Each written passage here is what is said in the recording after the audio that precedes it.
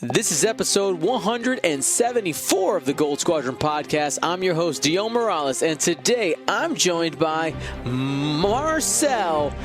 It's Lats Manzano. It's Lats. Actually, I have a serious question here for the chat. What? I'm on the thing. She's telling me for screaming. Anyway, she's gonna kick me out for screaming. Serious question to the chat. Mai Tai or red wine tonight? Anyway, you can go on with it. I'll look at the grape chat juice sounds good to me. I don't have grape juice. Well, grapefruit is better than grape. Whoa, we'll fight about it later. Will, stabilizers active, lean back. Hakewood. Give me that Fat Joe crew member. That's right. And Ryan, squatting up this Friday. Staniszewski. Get hype, be in the cockpits, fly, and do fun things on video games. That will be a great preemptive play session before we get to Crate, which is happening this weekend. Lots of Star Wars happening. Lots of Star Wars. Now let's go ahead and jump into our announcements real quick. Of course, those of you who are watching live already know, but maybe you're listening at home or you're watching later on YouTube, but we stream live every Monday, Wednesday, and Saturday here on Gold Squadron Podcast on Twitch, Mondays 8:30 to 10, the podcast, which is happening right now, League Night, Wednesdays from 6 to 10, and Gold Squadron Flight Club on Saturdays that we're not doing events. This Saturday, we're actually getting started at 10 a.m. We're going to have round one rolling off of the Crate Galactic Championship qualifiers with all the new ships being legal. Should be a fantastic time. Additionally, if you didn't see from the weight screen, we have the Ghosts in Your Dice merch. As we are entering the Halloween season, this is going to be available until November 1st. So go ahead and get yours. The t-shirts, you can get them 25% off if you use Ghost Family. If you're just listening, go to goldsquadronpodcast.com, click the shop button. You will see what we have there. We even have we're calling it a hip bag because apparently the other name that we used earlier is not appropriate in some countries, which is great. But yeah, I had a lot of fun drawing those ghosts. So you can get the shirts in a bunch of different colors. Get yours now. Again, those will go down. They will be up only until November 1st. Now, I wanted to take a moment and also remind you guys that the latest wave of X-Wing came out the Friday that just passed, a few days ago now. And most of you probably have the same thinking that I do, but just in case, maybe you've forgotten, and it's just because, life isn't quite normal yet or whatever. But if you are able to, I 100% highly suggest that if you intend on playing with, the LAT and the Psi and the HMP, don't forget to buy your ships from your local friendly game store or however you get your ships. I think it's just important to just remind people that we want the game content to continue going, and I know that we're not having official events and all that stuff right now, but we don't want FG to go like, well, ships stopped selling, so we're not gonna build stuff. I know that's probably wouldn't happen right away, but just a reminder, oh yeah, I can go buy those ships and get those physical models now. By the way, I need somebody to send me a scan of the sensor buoys remote card so we can get that on Tabletop Simulator in the next 2 days. Okay? Because I was told by my store not to pick up my order because I ordered so much stuff, they didn't have enough for me to pick up. So they took care of everybody else, and mine's coming next week in the next shipment. So I don't have that card to scan for Tabletop Simulator yet. Anyway, and then last but not least, want to remind you guys, share the news. I had talked about the fact that for patrons with upcoming swag in October, that there might be a delay. Officially, there will be no delay because I received the paper Captain Nims, and the plastic ones will be here on the 2nd of October, meaning after all those pledges clear in October, we will have everything I need to pack everything up for you guys and ship it off. Should be good. All right, let's get into it, guys. Today we're talking about the Psy Shuttle, the HMP, and the LAT. And I want to start our conversation, and if you guys are in the chat, let's go ahead, let's get this conversation started. I'm going to ask the first question here. Out of the three, which one, don't give me a why yet, which ship do you think will make the biggest impact, a.k.a. the most competitive out of the three? I'm going to give them a minute to think that over. Which one? Just to clarify, we talking immediately for Crate this weekend or overall in the next couple months? Let's say this weekend. This weekend, the first big event that's happening, 288 players will be playing. Which one do we think will make the biggest impact this weekend? And then we'll ask about the future. Brian, since you asked the qualifier question, I'm going to have you go first. I'll tell you, it's not going to be the HMP. I'm just struggling to think, because I got to think what the masses are going to bring. What is everyone going to bring more likely? The LAT and the Xi Shuttle. And are they going to make more janky lists, or have they already found what feels to be correct, I guess? I'm going to go with the Xi Shuttle. All right. Marcel? Which one do you think will make the biggest impact this weekend? I already gave my prediction. I think it's going to be the LATs. I think more people are going to fly. I think it's going to be a combination between the XI and the LATs, but I think the LATs will probably make it further. And what do you think? And also long term as well. Oh, you gave up that answer. Come on, I was gonna segue into that one. Man, God, I'm ahead of you. Will. This is hard because I do think that the Psy Shuttle has list already figured out, but we're still waiting to see like the standout LAT list. So I do think it's going to be the LAT. I think someone has been brewing this list for a while, whatever it would be. And is going to be able to debut it in Crate and get into the cut with it. All right. And then I'll ask you the next question, and we'll stick with you. In the long term, which one you think will be the champion out of these three? Long term, I think it's still going to be the LAT. My thought process on it is that the Republic faction now has a lot of tools, like crew members and gunners, and that's going to mix very well with the two new ships coming out for them. To my knowledge, the Psy Shuttle doesn't have anything new coming for the First Order, so I think the LAT's here to stay. All right, Marcel, you already gave up the cookies earlier, so LAT, why? Same reasons that Will said. I think it has more tools, and we've already seen Sinker when priced appropriately. The Y-Wing and the Scum, I forget the name of it. Drea Storm. We've seen that rerolls Hull Runner back in Hull Runners, they can work. So I think that'll work. And immediately, I think that's probably what's going to make the bigger impact soon. It's just like something like Warthog with a bunch of spam.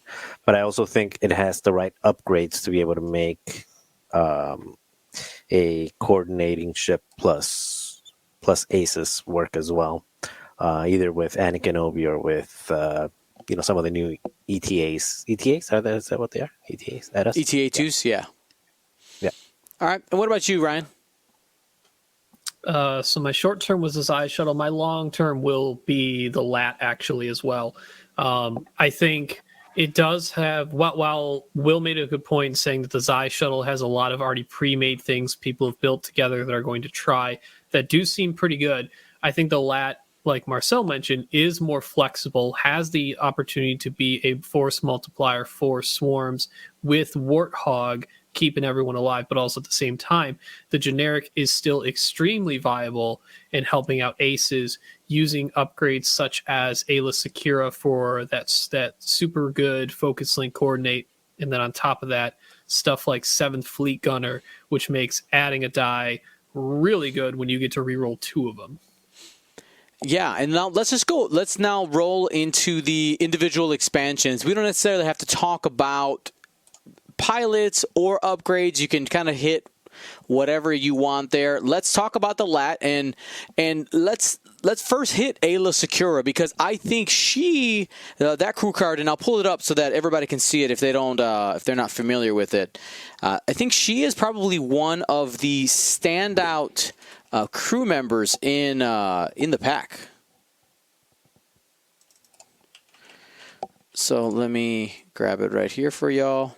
There it is. So Ayla Secura says, while an enemy ship in your bullseye performs an attack, if the defender is friendly and at range 0 to 2, the defender may change one blank to a focus result. But the more important part, which Ryan pointed out right there, is the fact that you have this focus linked to coordinates. So you have that opportunity to get in action yourself as the coordinator. You do something for you, and you're able to leverage that coordinate, that force, for an ability on somebody else. I think that's really strong. Really, really strong.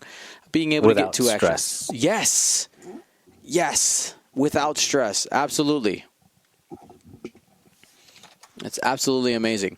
Now, can you Go do ahead. this into a battle meditation ship and coordinate a ship to coordinate another 2 ships? yes. I don't see why not, right? I want to say battle meditation does well. It's because it's a force upgrade. You'd have to be a force pilot with a crew slot. No, I I'm saying I that think- the I think LAT he's thinking- coordinates a Jedi, who then coordinates 2 more Jedi, or something like that. Oh yeah. We've seen the multiple combinations of 4 or 5 battle meditation Jedi Knights specifically. They have to be generic. Yeah, you mean you can chain any you can use coordinate to chain any action after one. So yeah, absolutely, you can do some battle meditation Can shenanigans. Anakin use both upgrades? Y-wing Anakin? He doesn't No, have a because crew. crew slot is only R2D2 because that's technically the pilot. Okay. Yeah, I feel like I'm the only person who's unimpressed with Ayla Secura. I just don't like it? think man. I mean, I get it for 16 points, well worth it. But is it really just the coordinate? Because having your own focus on a 1 agility 2 attack dice ship, I'm not impressed by. I mean, it's better than having nothing, and you're not stressed for it. Especially if you got barrage rockets or something. And if you get bumped, you still have a force. I guess. I mean, I get it. I get its value, but for 16 points, I feel like you could get 4 clones for that price? What do you mean 4 Two- clones? 2 gunners and 2 crew? Oh, yeah, I mean, so the fact that we're having this conversation of Ayla is such a powerful ability, but you're hesitant on the amount of points means, in my mind, because there's still value to take her, that she's costed around the correct amount. Okay, Agreed. fair enough. Yeah, I think it all depends. I mean, Ayla's there really to support.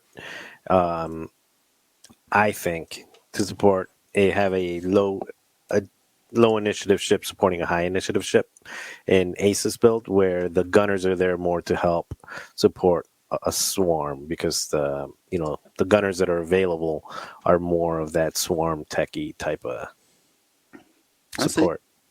I see. Makes sense. Now, here's my question. During Gold Squadron Flight Club last weekend, we had John Babcock use Yoda. Now, this is a card that I'm hearing a lot of people just say that it's bad. There's this big blanket. I see.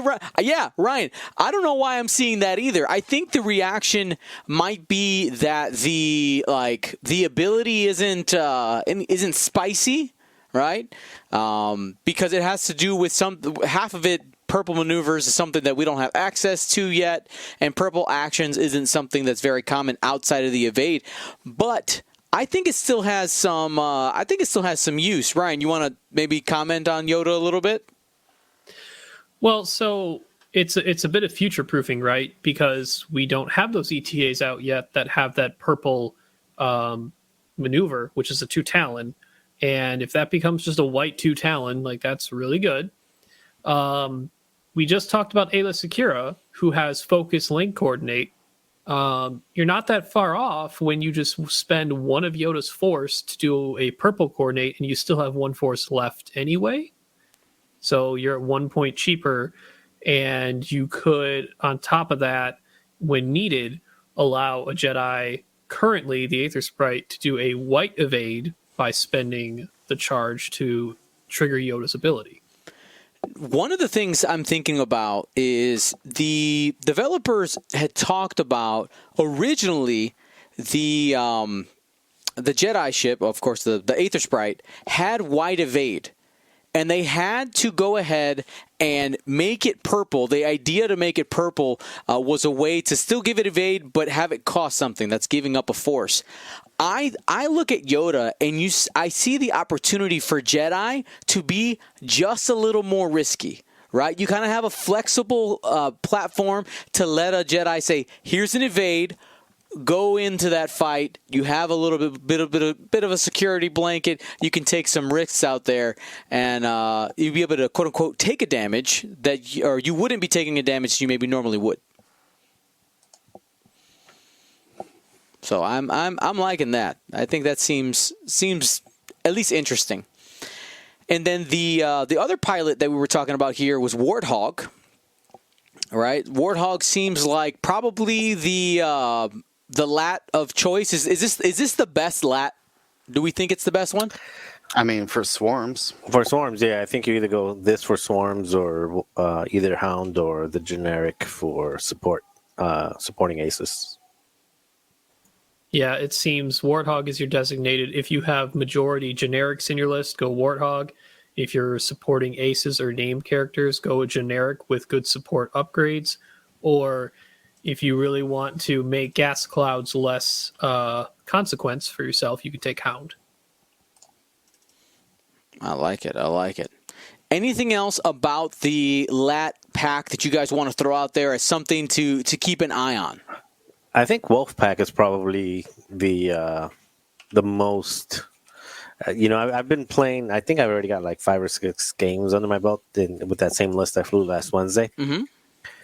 And just the Wolfpack in combination with a lot of synchronized consoles is just been, it's been crazy because I've been flying, Warthog with either Diamond Boron or Concussions and then 4 more Ordnance. And I've been using maybe 80% of my charges. Like every shot I always get off, in the first volley I always get off 5 missiles, and then in the second volley I'll get off another 3 or 4 missiles if I don't die.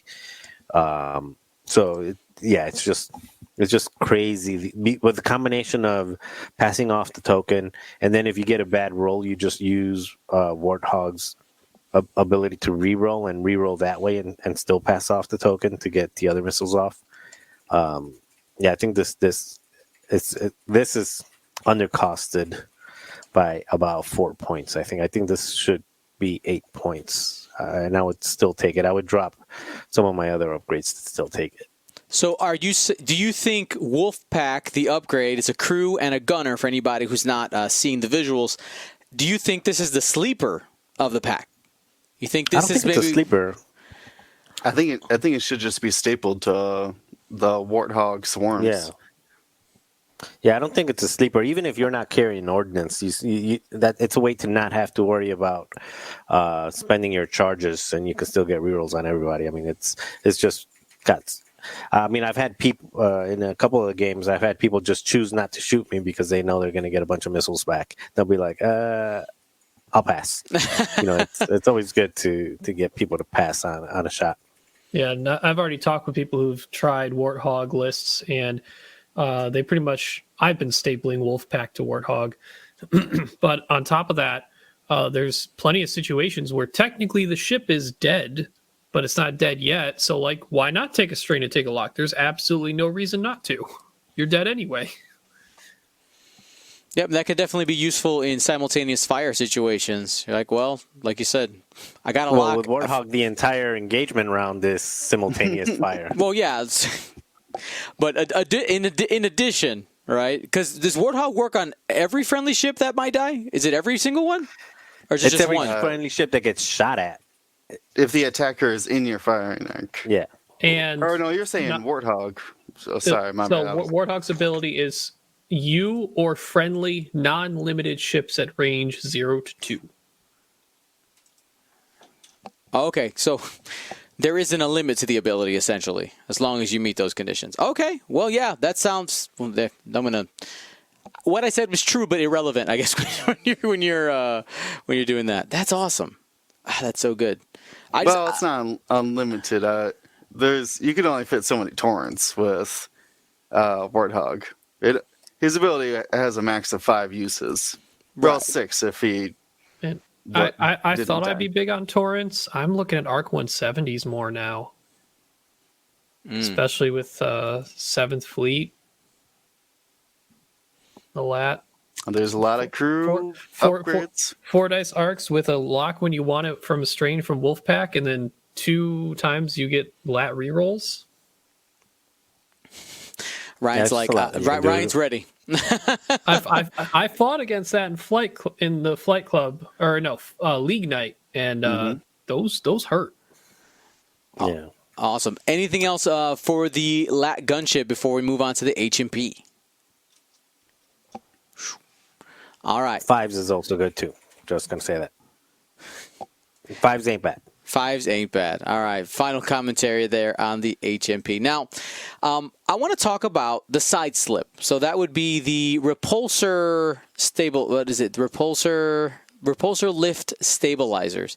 I keep wanting to call them something else. Do we think that this motion, this new maneuver execution will give people trouble? Do we think it's going to make a big impact into how people will play? Is it going to be more reactionary? Are HMP players just going to be crashing into a bunch of stuff? Let's speculate with me just a little bit on how do we think people will react, both people playing it and playing against it. What do you guys think?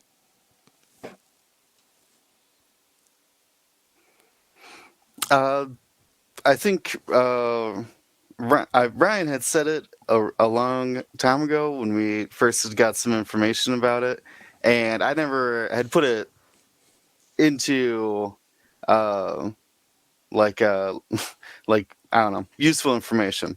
I didn't quite understand what Ryan had said about how essentially, unless you're the oppressors, your side slips almost always is going to be to bank. The hard maneuvers don't do a lot for the ship. You could just like one forward and would have about the same arc coverage.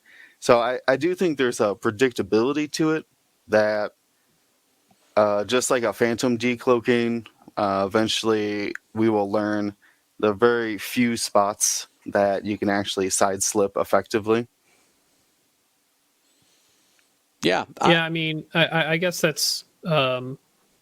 I put it on the board TTS a few times recently, and 2-turn is still a little tight. 3-turn, it starts to work. I think one thing people are going to have to get used to is moving around obstacles. Even if you 2-bank or turn around and you're facing an obstacle and you turn around, you're just circling around it. You're still pointing at it. So there's going to be, I can definitely see people doing a side slip, hoping it gives them more space around an obstacle, and they're just going to be pointing at the obstacle at the end of their side slip anyway. You're going to be like, oh, I'm still going over this next turn. Yep. Unless I do a 0.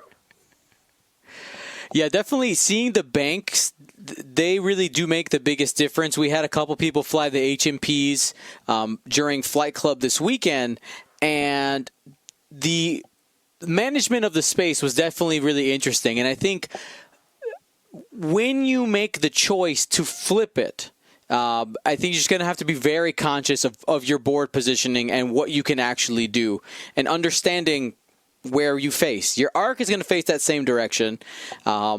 I will say one thing that is ridiculous, while the 3 bank is red, and I'm glad that it is red, the difference in location on a 3 bank that's an actual 3 bank and the side slip is ridiculous. It is a really, really big difference visually on the board. So that's going to take, I think, HMP players some time to manage and visually look at the board and see, where does this actually put me?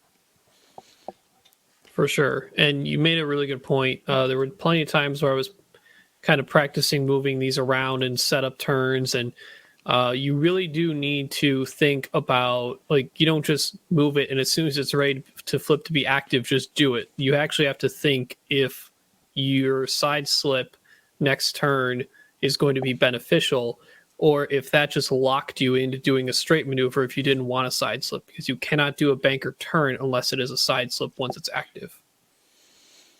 Yep, and if you don't know how to side slip, made a quick tips video on it, but the short version is just take your template and lean back. It's that simple. All right, the next one I want to hit is Kalani. Kalani is one of these tactical relays that, from what I'm seeing, a lot of people have mixed feelings about how good it is, how good it can be. I'm going to go ahead and read the ability to remind everybody. So it says, after an enemy ship executes a maneuver, if it is in the bullseye of a friendly ship at range 0 to 3, you may spend 1 charge. Remember, this one has 3. If you do, that friendly ship acquires a lock on that enemy ship, then gains 1 stress token. So it has 3 charges that all 3 come back every turn, so you can get these locks 3 a turn. Do we think that, what is it? It's sitting at, how many points is it? Just 5. 5. The value of being able to potentially, if you got the bullseyes on, get 3 target locks a turn, especially if you're flying HMPs. You got that networked aim. By the way, I will say that I wasn't completely convinced, a little bit of a tangent here, I wasn't completely convinced that networked aim was good, but when it comes to focus fire, it's pretty solid. I'm liking what I'm seeing, especially if you can set up the target locks and have a couple of turns on the target. It can really burn something down. Kalani. Are we convinced that it is competitive? I do want to, before we get deep into it, I want to put out a caveat. Chillin' Guy 85 reminded me here. They did clarify the exact wording of it does refer to a enemy ship and a friendly ship would equal 1 charge, period. So if a large base ship landed in front of 3 of your Nantex, you cannot spend all 3 charges. You're allowed to spend 1 charge per enemy ship's maneuver. Which I think decreases its value, because I was certainly reading it that way previously of, oh yeah, something lands just right in front of my ships, we all get target locks. Now I see that it's going to actually be a challenge to get all 3 in 1 turn. Yeah. I mean, and that's probably why it got set at that 5 points. I mean, if you could do what you were saying, Will, being able to dump it all on 1 target, that is points up on that that'd one. Be nice. Well, go ahead. Would points be up on that? Because, so I guess if you have 3 separate ships that ended up getting a bullseye on something that landed there, I'd be okay if they reversed that ruling and said those 3 individual ships. But if one ship has a bullseye only that ship obviously should acquire that lock. My issue with Kalani right now is he directly competes with the same 5 points of the Dark One probe droids, which effectively get locks better in a game. Yep. Not as many locks, but they get the locks when you need them, which is before the first engagement. Yeah, I do think eventually Dark One will be more expensive than Kalani, and you'll have to make that choice on how they fit with the slots in your build. But just one of the things, it does synergize really nicely with the HMP gunships, because spreading those target locks out on different ships gives you flexibility as you're shooting, because one lock equals one reroll for everything that has networked aim if you're flying only HMPs. So something to think about it there. Marcel, any thoughts on this one? I know you've been kind of quiet on this one. I'm having fun with the list of the week stuff. Yeah, I flew against this last week, and it triggered a couple times, but I think you guys were talking about it, that it doesn't trigger on the same ship with all the ships. Like you're kind of forced to split your fire a little bit to get those mods. I don't know. It was nice. It seemed like when he took it, when I played against it, there was no consequence because the ships have an easy way to get rid of stress. So I think it seems fine, not great. I would probably, it's half the cost of Kraken for a reason, and I think it belongs there. Probably the way I would put it. Yeah, I can really only see Kalani being used on lists with Nantex that they don't have locks to use Dark One probe droids with in the first place. All right. Anything else in this HMP pack? I know we actually didn't talk about any specific one of the pilots. Which do we think is the best? Is it the oppressor? That's a Geonosian oppressor, right? No, the Geonosians can carry the new cannons, but the oppressors have much better side slips and barrel rolls. So it's hard to say. And we didn't cover everything in this pack. But go ahead. I didn't say everything. What do we want? What do we want? Do what you want, Marcel. There's Concussion something. Well, that's generic upgrades. That's a generic upgrade. Yeah. Yeah, but it's in this pack, right? But yes. But if you look at the notes, it's in the bottom. I don't know. You're asking too much of me. So Read? not including points, sure, the Onderon Oppressor, like I mentioned in the past, I think is still the best ability. The problem is to even use that ability on the best way possible. You put the 3 points stabilizers on there, and you're looking at 43 points. That's rough. That's almost what, a T70? That is more than a T70. Ooh. Oh. A T70 is 42 points, so you could get a blue rookie with BB. Astro. Oh. Yeah. It's rough. That calculate better be worth it. Like any I3 HMP is just like the Separatist Predator, the Onderon Oppressor, DGS-2, 86. They're all highly costed. I guess the Separatist Predator's 36, but like you'd have to give me a good reason to spend the 2 extra points to just drop back down the I-1 Bactoid drone. We talked about earlier that the Geonosian prototype, based on the ability alone, was DOA. Little did we know that it was going to be the only cannon-carrying HMP.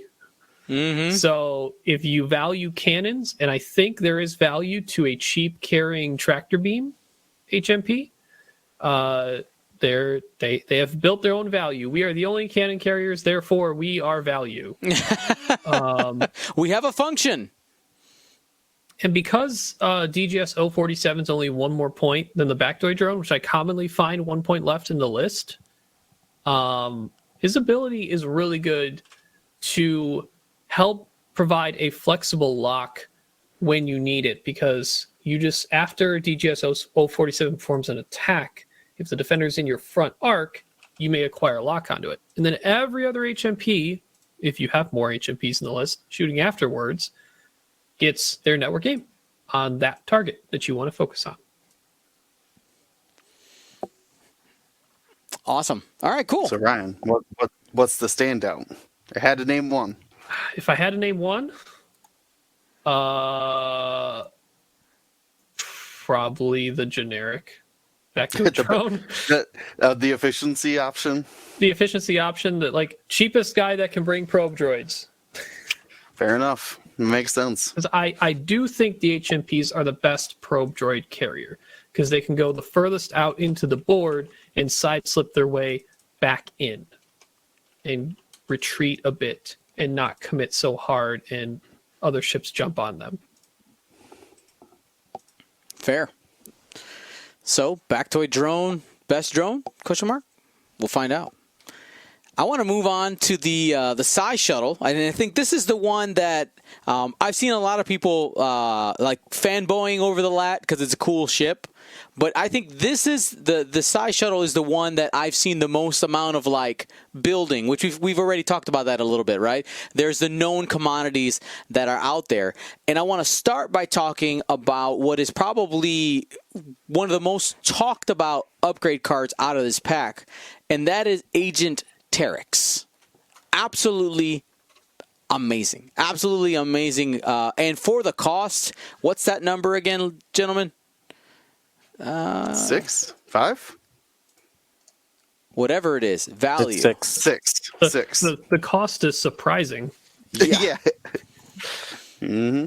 Yeah, it is fantastic. Being able to have that flexibility with the calculate tokens, passing those around, it's just really, really good.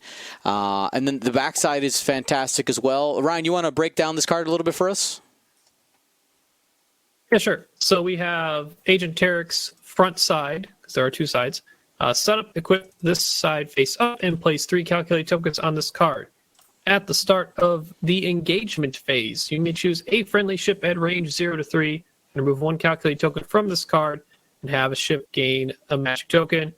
Then, if there are no calculate tokens on this card, you flip it to the other cyborg side, which you roll a dice in the system phase. If it's a hit or crit, you gain a calculate token. If it's a blank or eyeball, you get a jam token. And then you can action to transfer either of those tokens to range 0 to 3 to a friendly or enemy ship.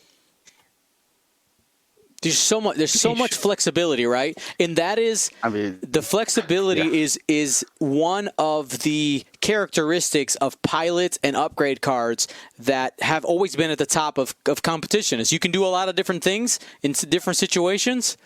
I want that. Marcel, what are your feelings on Terry? Or sorry, Will, go first. I was just going to. You brought up that it's. Or maybe you didn't say it directly, but made me think that comparing Agent Terex to a Force crew, because you get essentially he's a 1 Force if calculates equal Force charges, which they normally do. He's a 1 Force crew for 3 rounds, and then you have a 50% chance to be a 1 Force crew member after that. Plus other things, like that's mind-boggling to me. Well, the other things is being the most dangerous jamming ship in the game that has that card on it. Yeah, 0 to 3.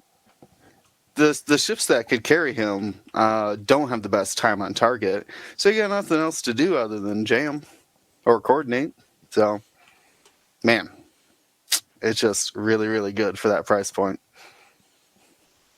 And now, compare it to go ahead. Compare it to K2SO, who's 8 points and gives you a stress every round. Value. Yeah, I think it's what we call it. And I think this Terex card does one other additional thing that we were joking about before we actually went live, and that is the fact that you probably shouldn't fly Agent Terex as a Psy shuttle. Don't. Like, if we're talking about competitiveness, okay? Now, if you're in it for the lulz, go for it, okay? By the way, the FFG rules reference update, which we're going to hit after we're done with this, made me have to delete the quick tips video before the last one because it is no longer valid. It is untrue. They reverse course on what it was before. But anyway. Don't fly this ship. If you're gonna bring a Terex, the answer is bring the crew card. That is the answer. Now let's talk about the size shuttles you should be bringing. Let's start with my almost namesake. Malarus. Let's go ahead and pull that up here. Whoa, my brain. Here it is. So this is the Initiative 5 one, and it says, while a friendly ship at range 0 to 2 performs a primary attack, if it has one or more blank results, that ship must gain 1 strain to reroll 1 blank result if able.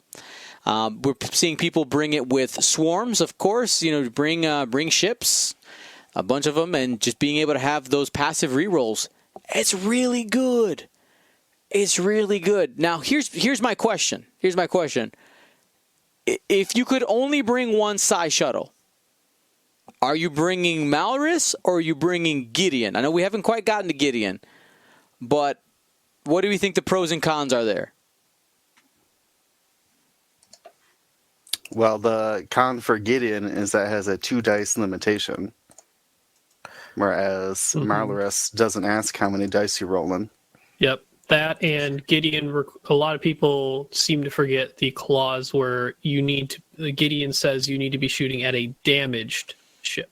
Mm-hmm. Granted, Malarus is a must, but it's seemingly everyone is building lists with Malarus and Hask anyway with 1 initiative ships in the first place, mitigating the strain as much as possible. Absolutely. And the Initiative 5 on here, I think it's just a nice little bonus. You get to shoot first, and that usually means that this ship is going to have an opportunity to coordinate, also lower initiative things with the red action, especially if you're not the Terex carrier, because I mean. Most likely, if you have a size shuttle and you got the points, you're slapping Terex on this anyway. But if you don't have it, you still have the opportunity to coordinate. And yes, it's red, but you're doing slow maneuvers anyway, most likely. So you should be able to clear that pretty often and get going what you need to get going. I actually like both. I understand. We're going to get there. Both. You're breaking all the rules today, Marcel. No, I'm not saying that. You asked like one of the other. You got to choose. Like both. Like, choose. Not choose. Both together on the same list. Like flying together, I actually think. Yeah. I was going to get there. But let's open the door. Let's open the door. Marcel slamming the door. All right. So Gideon, if you're not familiar, he says a friendly small ship at range 0 to 2 performs a primary attack against a damaged defender. If the attacker rolled 2 or fewer attack dice, it may gain 1 strain to roll an additional attack die. Quick note: that does mean roll 2 dice and then decide if you want to do it. Then you add the 1 to the pool, okay? That's the order of that. So now, Marcel, you said, why just 1 when I can have 2? State the obvious. Why is it good together? Why? Because you can come in and you can roll 2 dice and then add another die, re-roll it, and then roll the whatever the results are. So if you put these in together with, let's say, an advanced optics FOs, just Initiative 1 FOs, they're potentially rolling and re-rolling 3 dice and can do, I think you could fit like 4 of them, 4 FOs that way. So you would have Hask, Malarus, and 4 FOs that are... So I mean, and they're potentially rolling 3 dice at range 1, 2, or 3, with rerolls and potential rerolls depending on damage going in. But I don't know. It's gimmicky, but these ships don't die that easy, so I think it's fine. All right, now here is one more question. We haven't talked at all about the generic. Does the generic have a place right now in the competitive scene? I mean, Gideon's 2 more points for 2 more pilot skill. Man, you'd really have to. I think the only use of the generic is if it is the Malorus crew carrier. I think the Malorus is the one that only works on friendly, non-limited ships at range 0 to 1. Mm-hmm. So if you want to use your own Malorus, you got to be a generic first order courier. But I don't think Commander Malorus is competitive. I don't think it will work enough times for its point cost. Now, somebody in the chat asked an interesting question. I hadn't even thought about this. Somebody said, Snoke carrier, question mark. Do these things have multiple crew slots? They do have two. They have two. Mm-hmm. So Snoke is a card that we haven't seen people. The last person I saw use it, I think it was, oh my goodness, it was Doug Howe. I'm pretty sure it was the last person I saw flying it, where he was flying Tavson and Kylo together. So if you're not familiar with Snoke, we'll go ahead and slap it up here on the screen for y'all. It essentially lets you look at an opponent's dial. Maybe the generic is your Snoke carrier if you're willing to pay the points for it. Maybe. I don't know. Your lack of excitement tells me you really think not. But but hey, I'm just throwing it out there. I liked Canali's 1352's suggestion there. Maybe. Prove us wrong, Canali. Let us know if it works out for you. I was doing the math, and that's 51 points. Man, that's 1 point shy of putting it with 6 foes. Then now we could get talking, because being able to know somebody's dial, then go block them with one of my 6 foes, but only 5 foes. I love Dr. Nice. I actually really like Dr. Ham's comment here in the chat. Says Snoke costs you the biggest thing that Snoke costs you is the ability to take Terex. Period. That's a big statement. It's a big statement. I mean, Snoke's only 1 force rating, right? That's true. So just some thoughts there. I'm curious to see if the generic can make a splash at some point. We'll find out. So let's jump into generic upgrades now. And the one in this pack that jumps out first to me out of the Psy Shuttle is the automated targeting priority. It's at 1 point. We said our hot take immediately when we saw it is if it's more than 1 point, we don't think people will fly it. But at 1 point, do we think this is like a competitive tech card when you compare it to other 1 point crew or 1 point upgrades? I do believe so. But I will, this is public service announcement here, Levels.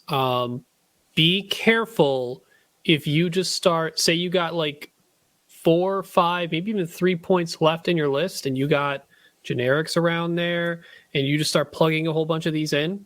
Keep in mind, if they're all the same initiative, and say the first ship shooting with automated target priority shoots the closest thing, and it's the closest for everyone, and it kills that ship, they all still have to keep shooting it because it's not dead yet, and you're all still shooting at the same initiative.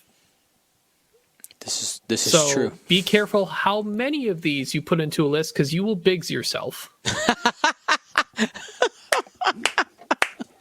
Yep, there it is. So a very interesting card. Don't take too much.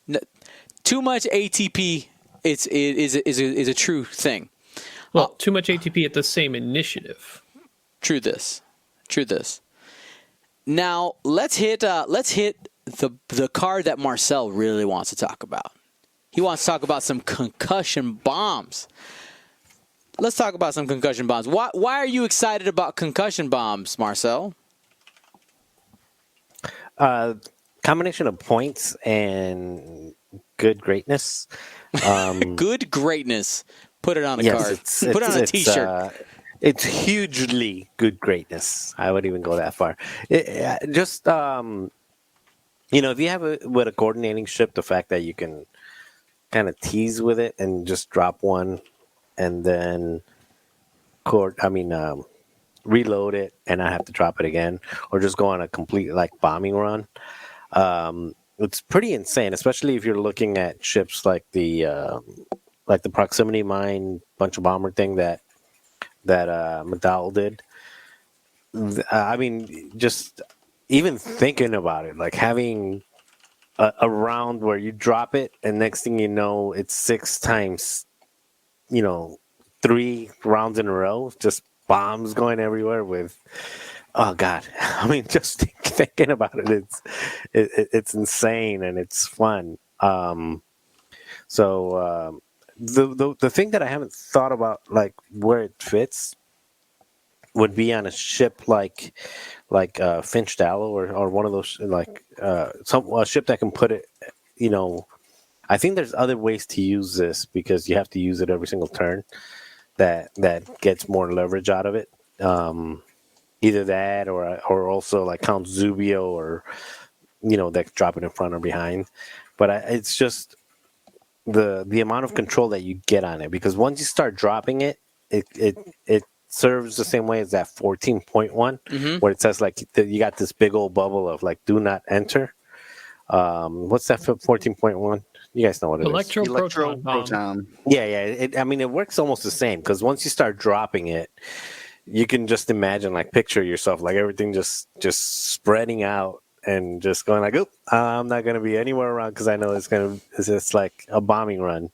So just thematically, the way that it works, the way that it can cripple ships by having them have to do strain on top of the damage, so they get a damage plus strain, unless they want to do crits, which who would? I don't know. I just think it's a really. I think the Frank and whoever did this one outdid themselves. I come from a military background, so I always think like the bombing runs. We used to have the Harriers do the bombing runs. That's kind of like what I remember, like the bombing runs, like bombs over Baghdad. Anyway. All right. So, yeah, just like it's very thematic. I kind of like it. Marcel, you want to hear something scary? No. You can fit 7 hyenas with concussion bombs, and 4 of them get fuses. Yep, I was about to. That was already in my head. So delayed fuses with these is pretty good, I think, because you start the drop kind of probably at that range 3 engagement. You're just setting up the area where they can't go. Like you drop a few of them, put fuses on them. And then the next turn, as you get closer, that's where it's even more dangerous, because now you have the ones behind that if they try and go fast, they're probably hitting those. If they try and turn away, they're in a really weird spot, or they just go into the bombs. But that's 21 bomb charges if you do the 7 hyenas. The 7 hyenas have reload action too, so They do? Yes, they do. They have it's red, but you got hard twos. You're fine. You stay in the bomb lanes. I love it. Oh my goodness. I know the second list now. I'm going to be flying for League Night this Wednesday. Here's the first one. Here's the first one. Okay. Absolutely hilarious. In the chat, Fan Kiyoshi dropped the list saying the first thing I thought of when I saw it was Wolf Waro. So Wolf Waro needs to be damaged in order to have his ability. So you bring a Y-Wing. In this one, they gave us Dutch. And, you basically self-bomb Wolf Waro. Here's your card. All right, let's start the game now. Essentially fireballing yourself off at the beginning. And you have reload, so you can turn off the bombs from there. Super cheeky. Is it good? I don't know. But I'm going to play it on Wednesday. That's my plan. I mean, 4 dice, full arc, Wolf Waro right off the bat. Look out. That is awesome. Oh, my goodness. So many bombs. But, yeah, I think concussion bombs are the best. I think they're the best bomb probably that we have for the cost. I know that they don't have the same utility as something like a seismic charge, but I think the ships that can leverage the flexibility of being able to reload, and this bomb just gets better as ships that have reload get released and things that have bomb up slots. I think it can be great. Though, you got to be careful. You got to be careful not to bomb yourself, because we've seen that already as well, and that can be bad news. Yeah, I do still think there's value in the seismic charge. Do at some point in the future, do the concussion bombs become 4 points instead of 3? Maybe. That was about to be what I was going to ask. We keep saying, like, for its cost, concussion bombs, for its cost. At what cost is it back on par with a regular proton bomb? Now, this says 3 charges, but you got to drop them all 3 at once. So I say that's about the same as having 2 charges, right? Are these no longer cheap at 5 points? That's why I know that's a redundant statement, but I think you guys are getting what I'm trying to say. Yeah. How much is bomblet generator? Also 5 points. I would say 4. So I think bomblet should also be 4, but I think 4. Yeah, I think we'll see, but everyone's already feeling the 3 points. It's like, man, and now do I rarely take seismics now? Like, I still think seismic is probably gonna be taken on something like Boba more than concussion bombs. Yeah, because it's more area control for him, more likely to do damage to something that is maybe an I6 or higher, or not higher, but like something that's moving after him. It's more of a this is threat. more of a jouster, like a joust. Mm-hmm. Yeah. well, you have your brute force versus a scalpel, right? Seismics are a little bit more. You're trying to be more accurate. Same thing with proton bombs, but definitely interesting discussion. If you haven't tried out the concussion bomb, recommended. If you thought that bombs are bad for a while, here's an opportunity to have some fun with some. Now the next one I want to hit, next generic, is the synced laser cannons, double cannon. 3 dice at range 2 to 3 for things that can take 2 cannons. And it says, attack. If you're calculating, the defender does not apply the range bonus. Note, if you spend the calculate while attacking, you're not calculating anymore. So the defender gets the range bonus. Is this something potentially that could bring up the IG-88s? Do we think like, hey, IG-88 cannon, is this something that can maybe make them a little bit competitive? Because now they have a cannon at range 2 to 3. Before, you would slap on auto blasters, but that's not. You don't get the range 3 ban for that. Yeah, the thing that I don't like about this, I like it. I think if I'm flying 2 with, +1, like 2, and then Zubia or some other IGD carrier, I like it. What I don't like is that if you're using IGB specifically, you lose your range 1 shot. So I would much rather have something like a tractor plus, or an auto blaster, an ion, or something like that, to where you're covering your range 1 plus your 2 and 3.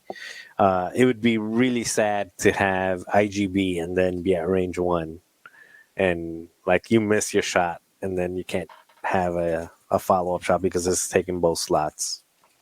So that would be my sad moment. It's like you're flying against a Fenrir or a Sunta, and they're like, okay, I'm just going to come in range 1 of you, and now you're not going to get a second shot. That's true. I mean, that would be definitely the strategy against. Yeah, it's going to be interesting. I'm curious to see what ships. Because right now, how many do we have that can actually take it? We know that one HMP gunship can take it. The Geonosian prototype. The Geonosian prototype. Mm-hmm. We have the IG-88s that can take it. What else has 2 cannons? The B-Wing? B-Wings. There you go. Yep, and they do have the K2SO crew, so you can get them and calculate. And the eventual TIE Brute. There you go. Of course. TIE Brute cannon, question mark? Now, I was wishing that, I think they probably chose not to for a reason, but I was wishing DLE, the LAT, would be able to take this out. I would have loved to have a lat with this. C3PO and this, yeah. The lad has so many upgrades already. Marcel's like, What's but, one more? But more, exactly. Oh, two more. There's Two more. That's two more. I don't know if I want to give Republic access to Tractor Beam. What if a lat could Tractor Beam, give a reroll, and an extra die to a Jedi? Oh boy. Minus an agility on the target, put the target right in front of the Jedi CLT, and then give a rerolls an extra 7th fleet die. That's a lot of debuff and buff. Marcel's face says, why not? I know, I can tell. Fantastic. All right, now let's go ahead and the last generic I want to talk about, at least that I have on my list, is the multi-missile pods. Which one of you wrote this most overpriced upgrade in the game? Question mark. That seems like a Ryan comment. Yep. That is a very me comment. Man, I mean, I thought I was surprised at Agent Terex's price being so low. This one is high. I don't. In a world where we have barrage rockets, that's 8 points. These multi-missile pods are also 8 points? I'm really confused. I would debate using these at 4 points. yeah, break down who can actually take them again. I know the Bactoid hyenas can, all the HMPs. Yep. Your TIE All the aggressors, your gunboats, K-wings. No. No, sorry, not gunboats. Yeah, you're right. It's not gunboats. They No, have gunboats can. We yeah, it was a synced laser that we thought gunboat, but didn't work. K-wing, TIE bomber, TIE Punisher. Lat, Punisher. Is it because it's so universally accessible with that with the attack restriction being calculate or lock? Is that what they're trying to prevent? Is basically spamming this on aggressors? They're trying to stop 'Cause they our already TIE have aggressor dorsals. overlords. That's but the plan. dorsals are just better. They're the same, honestly. Like, Well, sure, you don't get a 4 dice attack, but Yeah, Sure. like you only get the 4 dice with the bullseye in this thing. And then on top of that, if you're not something with calculate, you have to get the lock. And with generally all those ships, you're flying lower initiative pilots. right. So try to get good both lock getting and the lock. bullseye. Easy I peasy. was so confused why this is 8 points. I don't know what world this is ever taken at this current cost. There might have been a very specific squad that caused problems, or they might be overvaluing or highly valuing the 180 degree arc, because that is one thing you do have. You have 180 degrees. You could give that to some ships that don't maybe have access to that, but really, we said K-wings, which can fire, not quite 180, but if you slap barrage rockets, you got 3 out of your 4 sides taken care of. I mean, really, who are you adding an arc to? You're adding an arc to the TIE bomber and Punisher. That's the it. Punisher does have that nice boost lock to get in there, but they're going to struggle to maintain bullseyes, though. Mm-hmm. I mean, Okay, I'm just gonna say wait till list of the week, Ryan. Okay, just wait till the list of the week. He's waiting for his moment. Okay. I got you. And real quick for William, I guess Kayla hasn't been watching the podcast because she's like, "Where'd William's hair go?" Yeah. She said you look good. So, Oh. good. Well, it's becoming wintertime now, so don't get used to it. The Wookiee returns. The return of the Wookiee. I'm already getting cold. All right. Are there any other upgrades or pilots from these three expansions that we want to bring up that we think might have an impact or some type of commentary that we want to put on it? I think we covered the heavy hitters, but of course, it being so new, we may have missed something. Chat, let us know. I think the only thing is that I don't think it'll ever be used in any serious fashion, but just the idea of a lat barrel rolling or boosting is cool. So I'd like to see it somewhere, but just the idea of it is funny. It's bad, but it's funny. You're talking about Hawk? Yeah, Hawk. Yeah, I've been trying to put Hawk and Swoop into a list. And it's bad. Oh my god, it's so bad. I don't even know how I'd fly any of it. Well, Swoop's the V19 that lets people boost for a stress.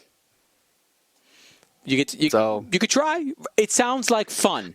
That sounds like It fun. sounds like more. It sounds like a lot of moving parts. Literally, a lot of moving parts. I'd be remiss to not mention Oddball Arc pairs really well with Kit Fisto Crew.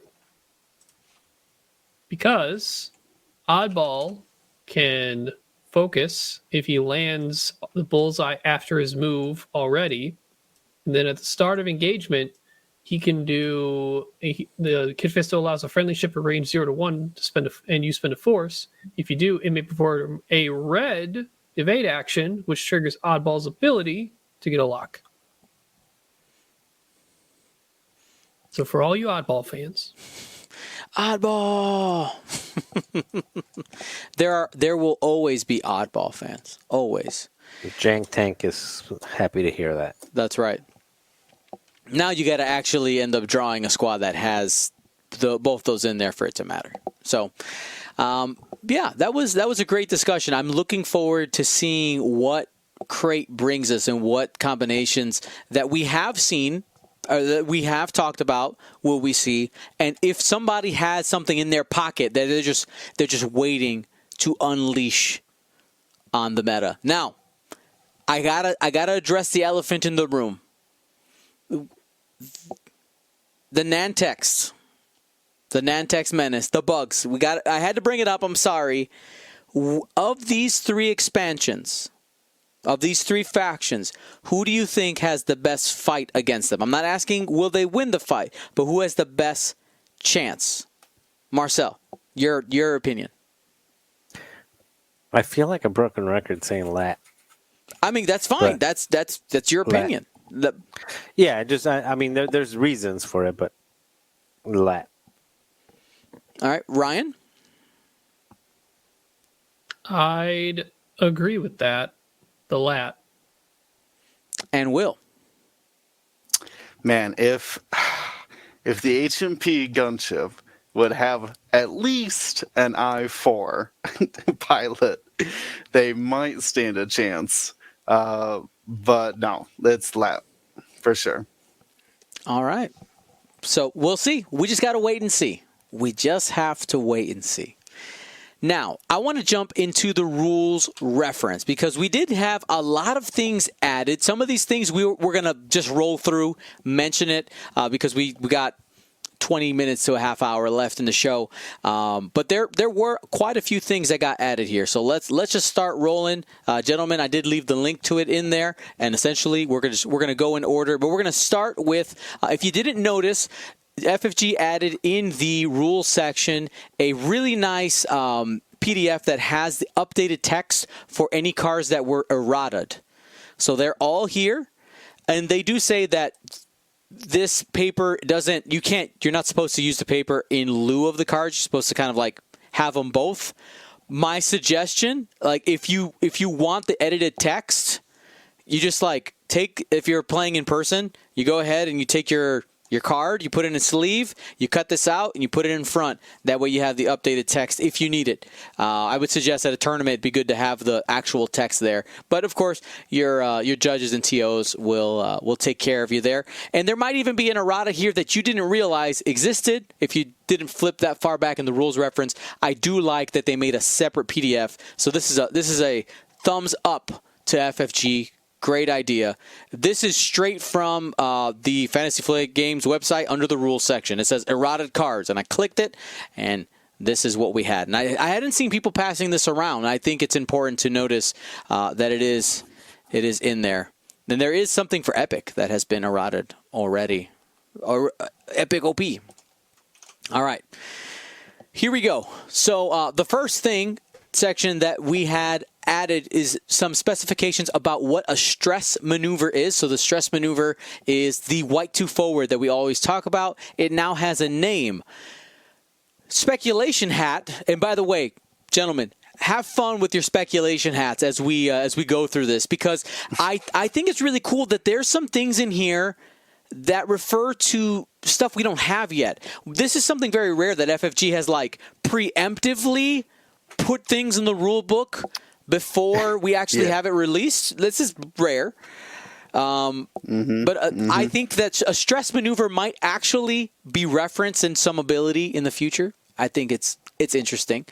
And so right there, just very specifically naming it out there, and says that if you don't have any force and try to do a purple maneuver, you also execute the stress maneuver instead. So the same penalty with that 2 white forward.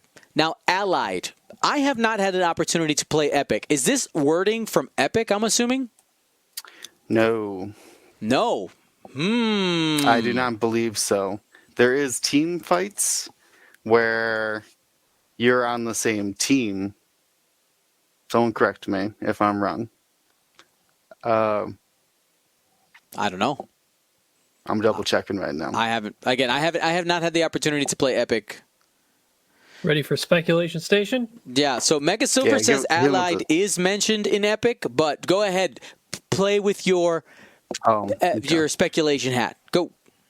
So, at first, it definitely looks like an Epic-based thing, because maybe some factions, they just don't have enough variety in Epic, so they're just going to say, hey, you can use this stuff from another faction, but it's considered Allied, so that we can control the interactions between some upgrades that may be too good when in the hands or working with stuff from another faction. But Rise of Skywalker was the last movie that we had that had a lot of ships in the end fight. And that looked like a whole bunch of maybe scum stuff helping out the Resistance. Or you could say that the Empire helped out the First Order, or vice versa. So maybe you will get stuff that deals with the base game and stuff that's thematic on that end. That's cool. See that I was double checking. Mega Silver was right. Allied was defined in the Epic rules, but it does not have the clarifying wording of a ship is not allied with itself, and so that abilities that affect allied ships do not affect the ship that it's on. We currently do not have any abilities that affect allied ships. Soon? Question mark. And right here is the Dion, you're a liar entry in the rules reference. They did specify that when a ship spends a charge, it does in fact lose a charge. It is lost. So if you really want to go fly Agent Terex in the Psy Shuttle, give inertial dampeners to Quick Draw and do the combo in order to trigger off her ability, go crazy. It works now. And yeah, so that's that. And they also defined negative recurring charges are ones that are lost over time. Again, just giving it a game term in the rules reference now. Right now, negative recurring card recharges would be what has a countdown timer on it. It's something in the new expansion that they've released. Autopilot. There, yes, Marcel. Mm-hmm. That is a great yes. OG. I mean, Marcel's like, how would I forget? There it is. Okay. Yeah, instead of putting the sentencing clause of at X phase you need to spend the charge, and then if they're all gone, this thing happens, they could just put the arrow pointed down and say, when empty, does this thing. There you go. Save themselves a little bit of card real estate.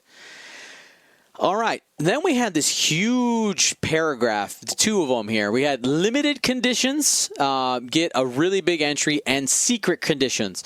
I'm going to start with secret conditions. Secret conditions, this refers to the new fire spray. What's the name of the transforming She's a changeling. The changeling, yeah. Zexel? Zamwizel. Zyme, there you go. I kind of smashed the names together. There you go. So it's the card where we were basically it's you activated my trap card. Secret conditions. Yes, so that's that one. Limited conditions assigns a new instance of a limited condition. Just looks like it's something that doesn't stick around for too long. I actually hadn't read this one too much. Some condition cards are limited, meaning that each player can have a limited number of instances of that condition in play. I mean, that makes sense. Just looks like some clarification there. I don't think there's anything that we're missing. Yeah. Here we go. Next one. Purple maneuvers do, in fact, cost a force. It is confirmed. Now, this last paragraph on the bottom, I find really interesting. Will, can you go ahead and read that one for me? Under purple conditions? Yeah. The one that could never be... Yep. All right. A purple maneuver can never have its difficulty increased or decreased, and a non-purple maneuver's difficulty can never be increased to purple. Another maneuver can be treated as purple by an ability, or by a purple maneuver, or a purple maneuver can be treated as another color. For abilities that compare difficulty, purple maneuvers are considered more difficult than non-purple maneuvers and the same difficulty as other purple maneuvers.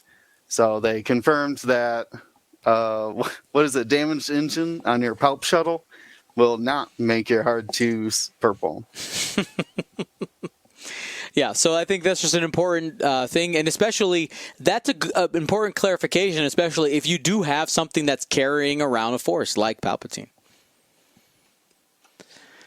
All right, the next makes sense because that's for. Yeah, I'm trying to think of difficulty was Jango's, right? Mm-hmm. So Jango is wants his enemy to do more difficult maneuvers than him. Mm-hmm. So I think it's very befitting that it would always work for him. Always.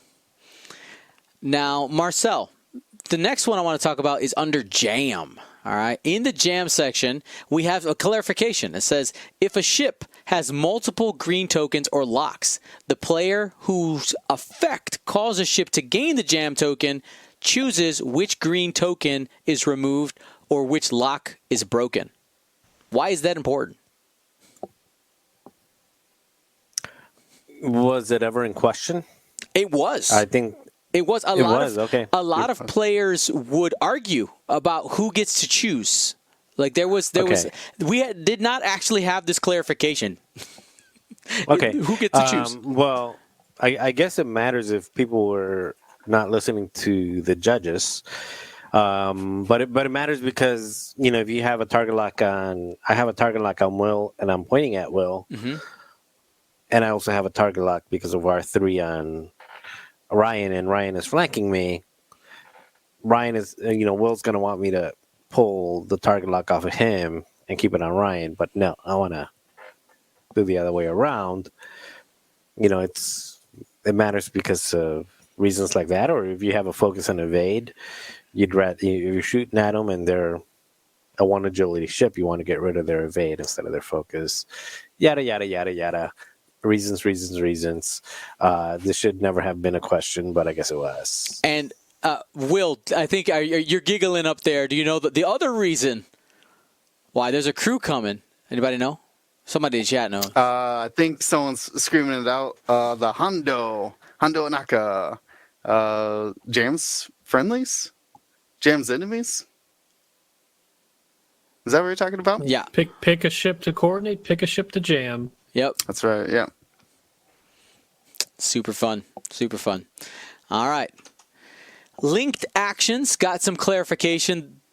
The important one is that you can't link off a link. Okay, so the great example there is in the second paragraph, right? So if you have focus linked to barrel roll and also barrel roll linked to evade, you can't use the barrel roll that you linked off of that you got as a linked action to link into another thing. You got to have it as another instance. But of course, you can only do a single action a turn. So any single action a turn. So it's just important for other shenanigans, and I think it also opens up some design space that they can start to mix some of these, because we haven't seen too much of that overlap in linked actions, and this clarification will prevent the confusion. This I think this breaks my epic Corvette build, where I was linking like 5 actions together. Sad Panda and Epic. All right. Rotate a ship. I find this one interesting and slightly confusing. Ryan, you want to talk about it? All right, so there were a lot of questions that detailed what happens when you rotate a ship and they're so close to another ship that the nubs or the lack of nubs now changes its distance millimeters ever so slightly, and it's not exactly fitting. Most people think it just, there was questions on what would happen. But overall, the bullet points: rotating a ship does not count as moving if rotating a ship would cause a base to overlap a ship, such as if the front or rear guides would physically be placed over the ship's base. It cannot be rotated, and the effect is not resolved. If rotating a ship would cause the base to overlap a non-ship object, such as an obstacle or device, it does not resolve the effects of overlapping that object. However, it is at range 0 of that object and applies any effects that entails. Yeah, so that means if you rotate and like clip a bomb, it doesn't go off, or sorry, a mine is the correct term. It doesn't trigger there. You don't roll if you clip a asteroid or a debris cloud, any obstacle. But if you are on top of that after the rotate, on top of a rock, let's say, on top of an asteroid, you can't shoot. That's like the range 0 effect is still in play there, but you didn't have to roll for the dice. Kind of a weird one, but that actually happened to me, and DU judged it. It was I dropped a proximity mine on a strutted, I forgot what it was, but on a strutted ship, and I had a delayed fuse, so it didn't trigger, and then he rotated on top of it, and that was like a judge call to see if the rotation made, because the struts didn't matter about the rock, but to see if something happened with the mine, and it was DU declared that he did not trigger the mine for rotating on top of it. Mm-hmm. It's interesting that they clarified rotating does not count as moving. So if you're a U-wing that ended on a debris or a cloud, and you rotate the next turn, your 0 stop still is a maneuver, though. Oh, but it's okay. So moving versus maneuver, that's true too. Just trying to think like why that needed to be clarified in that manner. Probably, I think it's only just for the overlapping, because you have to have moves to overlap something. Well, you rotate when you're attracted as well, correct? That would fall under these rules, right? If you choose to take the stress. Well, if you choose to rotate. I think so. It's an interesting. It's kind of an interesting entry in there for sure. We'll see how often it actually matters. But I think, Marcel, the situation you were talking about, that the close bomb is probably going to be the most common one, or the close obstacle. So we'll see. We'll see how it takes effect. Let us know in the chat if you ever, if this comes up, because I know we've seen it a couple times. There's a clarification for how to side slip. Watch the quick tips video. It'll take you less time. Lean back. Lean back. That's it. All right. And we got this clarification about keywords. So it says some upgrade cards have the keyword restrictions. Excuse me. Only ships with those builder keywords can equip them. So this would be things like light side, dark side, something that they had built into the game originally, or at least the concept, but didn't actually have a name for it yet. Now they're specifying that now. Standardized is a really interesting one. Go ahead and hit that one, Will. Some upgrade cards have the standardized restriction. During squad building, if a player selects a ship with a standardized card equipped, each ship of that ship type, i.e. full name, in that player squad must equip a copy of the standardized card. So if I would like to think of this one for the clones, if you are equipping the 501st clone, a standardized upgrade to one of your V19s, all of your V19 ships would require that standardized upgrade card. Right, because we don't have any yet, do we? Or do we know of any that are coming? No. This is just speculation. But you could see, I mean, there's a lot of every faction could definitely get some sort of squad or I would say fleet, but I guess there's not that many ships. But you can imagine. Yeah, I Rogue think Squadron. it's a really cool design space that I think people have been talking about this idea for a while, and it has come up a lot with like oh, make it a title is usually what people will say. Like you had said, Rogue Squadron or a certain group of people. Ryan, you had something you wanted to throw in there? So I think we could barely see in the Tri-Droid Fighter, and I believe FFG hinted this at the Gen Con reveal, that there is going to be an upgrade coming out that tweaks or changes or replaces network calculations. I wouldn't be surprised if that was the first standardized upgrade, so there isn't a chassis in the list where you can have two of the same chassis, one of them that has network calculations and whatever the new replacement upgrade is. That's really interesting.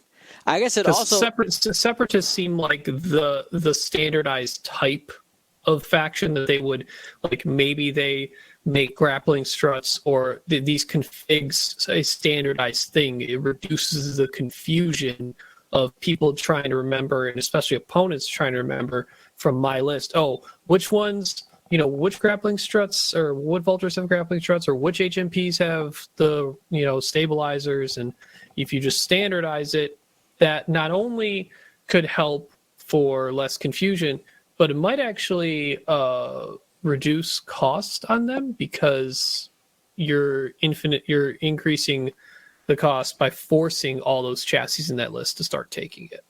Yeah, I think it could be a really cool design area for them. Go ahead, Will. Catherine actually brought it up. This could be a way to change existing upgrades by giving them the standardized restriction. They mentioned struts as one example, or what would be another one? Like the Alpha class titles, they could only have the same Alpha classes in your squadrons. Yeah, I mean it's a way for FFG to gain design space, but also have another tool to maybe calm something down, right?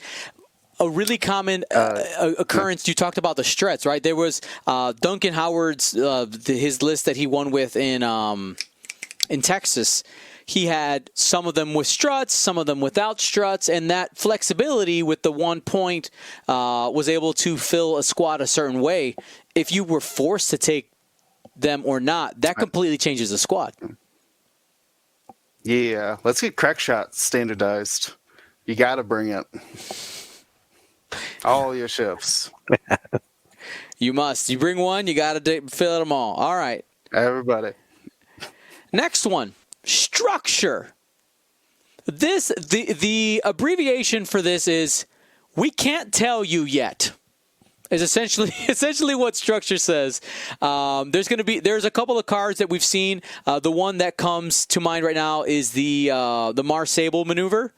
That EPT refers to a structure, but we have no idea what it is, and it literally says the last sentence: "There are currently no structures." It's almost like Max said, "I need to bullet point this in here just so that I don't forget to add it for the next update." That's kind of what I see there. Yep. Stop What asking. is the structure? It doesn't matter yet. Stop it.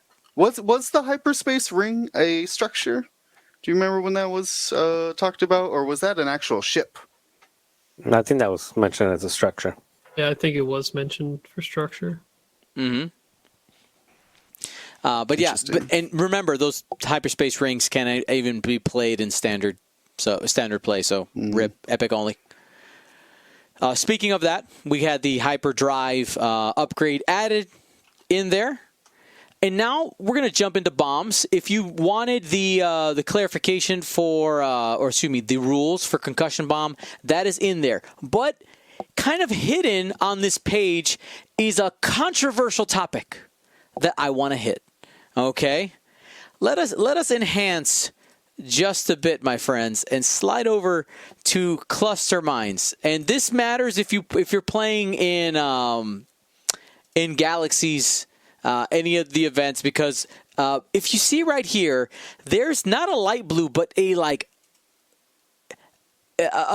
slightly navy text here, because there is a change where it changes the wording on the words are leaving me right now. The cluster mine effect. It now reads, when each of these devices detonates, each ship at range 0 rolls 2 attack dice. That ship then suffers 1 hit or crit damage for each matching results. This actually completely changes the way it works. Because now you're debating, well, if I fly past it, I'm not at range 0 anymore. Does that mean that it doesn't trigger? Like, there's some self-doubt within if you look at the rest of the paragraphs, stuff above it, there's some kind of weirdness that happens here. I was talking to D about it earlier, and he essentially is going to be ruling it the old way. Because what this reads here is, if they clarify a couple of things, they add some sentences, you may be able to drop cluster mines, and if one of the cluster mine tokens hits 2 ships, you could make it so that it works on both of them. They both have to roll. But as it's worded right now, I think there's just some confusion that can happen here. Thoughts? Well, the biggest thing is that you don't measure until after you complete your maneuver. So that part about after a ship overlaps or moves through. So you would 5 straight. Your template would touch the cluster mine. You would finish your 5 straight as normal. And then that device would detonate. It would look for ships at range 0, and there wouldn't be any. Yep. So I don't get it. It's like, here's a little bit of a buff. They hit everybody. But also, here's a huge nerf that they won't ever hit anybody now unless you drop them right on top of somebody. So Caspironic says, how is it confusing? It's confusing because you're telling me that if you roll through them, you don't have to roll the dice. That's why it's confusing. I mean, that's what it says. Each ship at range 0. It completely changes the way it works on a board. It literally makes them pointless, or almost. I'd say almost pointless, because anybody with half a brain will see that now the only thing they're good for is directly dropping it on people. That's it. Right? There would be no preemptive setup of doing this. Yeah, and it says, the paragraph above it says that it detonates if a ship overlaps it. You're right. Yeah, it detonates. Doesn't mean that you roll the dice. if you look at the bottom paragraph. But anyway, all that to say that for right now, until we get clarification, D's going to try to talk to the judges group, at least for Galaxies. Mind you, people aren't even playing cluster mines right now, so it shouldn't matter. Though we're going to rule it the old way for now. I know that's a bit of maybe might be odd for some people, but that's the plan. I do think, though, a little bit of speculation here. If they fix the wording on here and making it so that if you overlap it, you roll, as well as adding this additional effect, it might make, maybe with also a point down or two, it might make cluster mines playable. Maybe. I just feel it's gonna be hard to get more than one ship on those tiny little tokens. But if you try even a small base ship, try real hard. You try real hard. So think about if you have a ship with delayed fuses that drop these. You're like, okay, let's say take the Separatist bombardment on Hyena. You drop it forward, and then you do a maneuver that after putting a fuse on it, you do a maneuver that still ends up ending you on one of them, but the fuse is now gone. Now, let's say an enemy ship moves through it. If they move through the one, if they move through the one that you are still clipping, it's each ship at range 0. So how normally when a proxy mine or mines in the past, you got to choose which ship takes the damage for the user of the bomb, it's just each ship at range 0 now. Mm-hmm. I mean, I agree. That's definitely a stronger effect, but Well, it could be detrimental it's not worded. if you count on the delayed fuses to save you only when you move through. But if you're still on it, then you're going to get damaged too. Yeah, It's super corner case, but it's already corner case enough to have multiple ships at range 0, besides just dropping right on top of people. Yeah. Marcel, don't worry about it.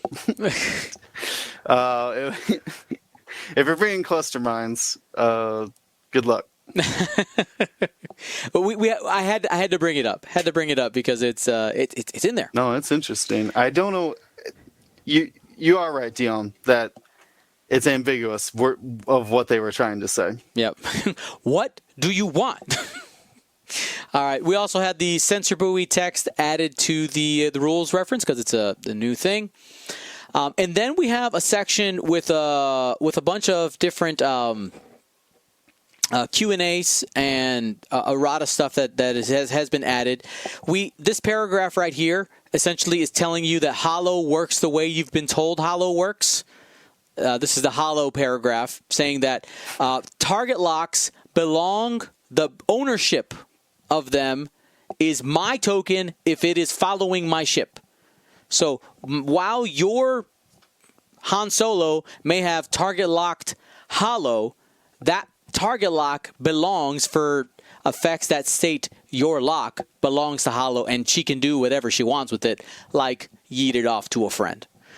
So that's essentially why that paragraph exists. And then we have some other Q&A things. Now, unfortunately, due to my schedule, I have not had a chance to look at this part of the Q&A section. Is there anything in here? Oh, sorry. This is the reason why I started on this one. I want to talk about this optional abilities clause, as this is the reason why I started here. There's a lot of debate happening around this section. So let me read the two questions that are here. So question, are optional abilities added to the ability queue automatically when they are triggered, or does a player make their choice by adding the ability to the queue?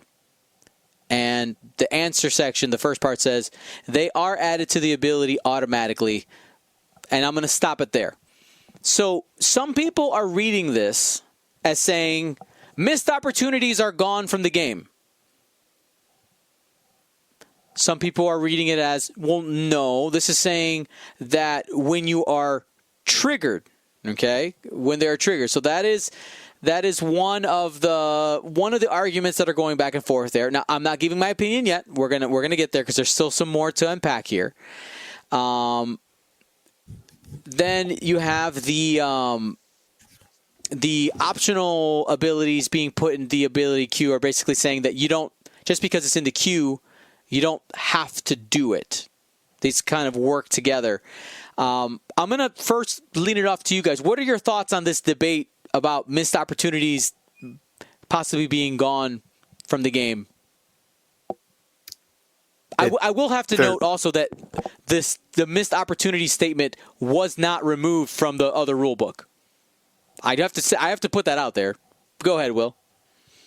I'm gonna agree with you that if the timing for your triggers is over and you have acknowledged that you are done triggering things and it's your opponent's turn, yes, you missed your opportunity to trigger the things. What I think this is preventing is the gotcha, or a portion of gotcha X-Wing that would be like, in their example, they talk about afterburners and fine-tune controls, right? So you can't just be like, after you do your fine-tune controls, be like, this looks like a good spot to use afterburners, and your opponent can't be now, well, you never declared afterburners before you did your fine-tune controls, so it was never added to the queue. And trust me, if someone's bringing up the queue in a game of X-Wing, wow. That's usually a fast way to have a bad time. Yeah, you gotta start questioning things. But I mean, it is useful, like, to clarify things. But so no, you're still gonna have missed opportunities if you're past your triggering phase. That's my simple take on it. Anything else we want to throw into this section? I feel like it's pretty cut and dry. This is just saying that you do have a chance to do it, but I mean, if in a competitive situation, mind you, let me roll back. If you watch League Night, understand that during League Night, miss all the triggers you want. We can go back and do it. We don't care. We're specifically, I'm talking about the competitive sense where, like, you may have had an opportunity to do something, and that's the other side of this argument I do want to take, because a lot of people will be like, when we play, we're like, hey, you forgot to do your action. Go ahead and do it. Like, that's fine. But at the same time, there are moments and points in a game where if you forget a missed opportunity, if you forget a trigger, you have a missed opportunity out there, and like I don't understand the people who attack and say, like, no, you denying that person their missed opportunity, you're a bad guy. You're a bad person now. It can create this really toxic back and forth. I just think it's really important that as players, we have to agree on two things. Fair play, all right? Like, hey,